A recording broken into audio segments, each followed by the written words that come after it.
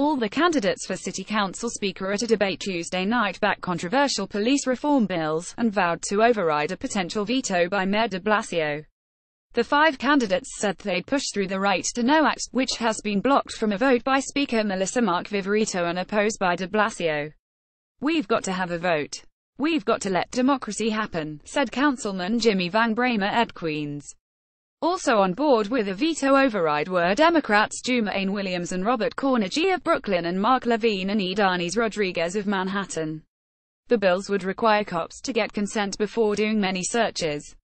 The head of the campaign to close Rikers Island slammed a leading speaker candidate, Corey Johnson d. Manhattan, charging he lobbied colleagues not to attend and tried to sabotage the debate. "I am rarely ever this upset," said Glenn Martin, president of Just Leadership USA, which sponsors the event. Corey Johnson aggressively lobbied colleagues to urge them not to show up either. "Corey Johnson deliberately tried to undermine our efforts to bring this forum together," he said. "We will not be insulted. We will not be ignored, and we will not be silenced." Johnson denied the accusation. "I didn't try to get anyone not to go," he said. "I asked people if they were going. That was all." Councilman Donovan Richards Ed Queens and Richie Torres d. Bronx also skipped the event.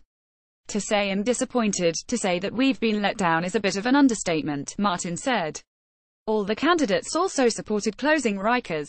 Meanwhile, Rodriguez proposed extending term limits to let council members serve for 3 terms.